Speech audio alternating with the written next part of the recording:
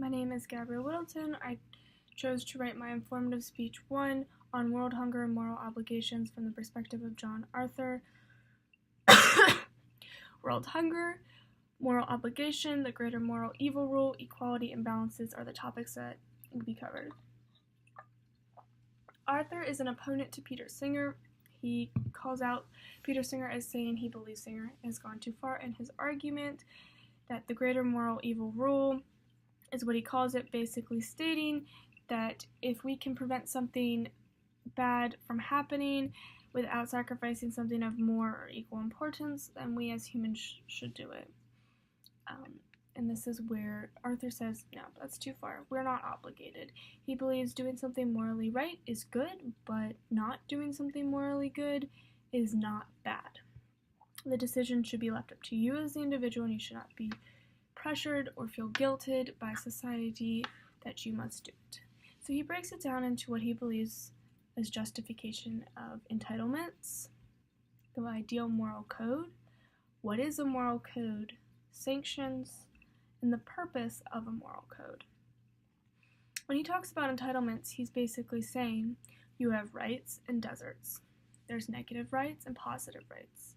Negative rights, people can not interfere, and it's more of people leaving you alone to let you play out your beliefs and rights.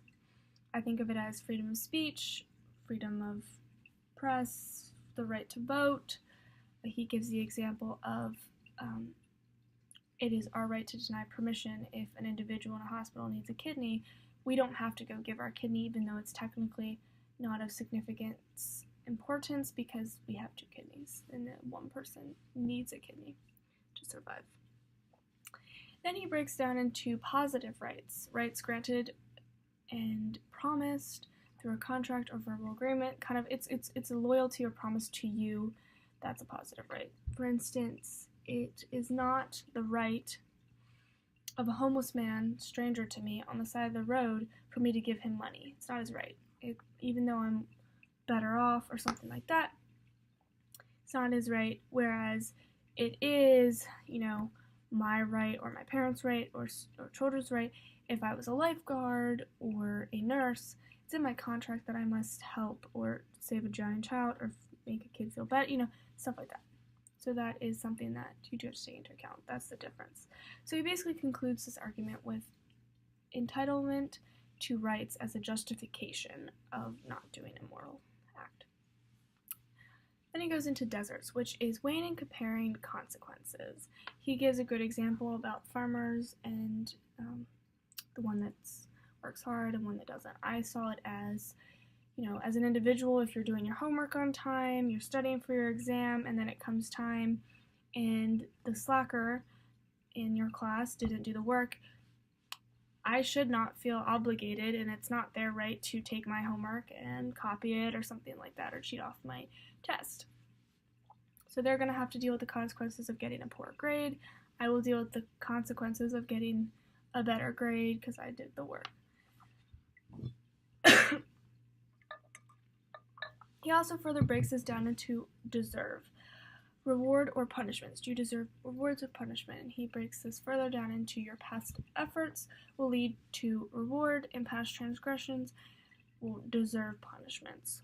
However, people's objections to this would be fundamental values are at risk, such as fairness, justification, and justice and respect, and he still goes with the point as rights and consequences.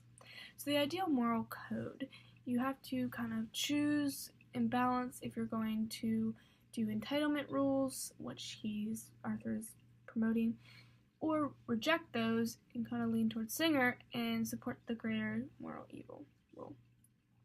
So he asks the question, should our code be revised? What is a moral code? What do we want it to do? And what type of code do we want to support? This is what we have to ask when making a code. Obviously, a code is a system of rules or laws that are, enforced in efforts to follow, to guide people's behaviors positively and negatively. There's going to be a variation of rules. There's going to be legal rules that the government sets, murder, thief, theft, like stuff like that. However, then there's other like organizations such as my friend's father used to work at Mars Candy Bar Company, and in his contract he had a moral code that he signed that he would never share the recipe, and that was still moral code, but it's obviously not as serious or severity as legally. Basically, rules in a moral code are going to lead to people accomplishing goals. However, there are going to have to be sanctions. So legal transgressions versus informal sanctions. And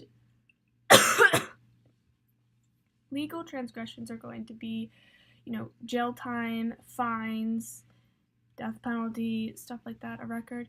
Informal sanctions could be expulsion, suspension, community service hours, etc., detention.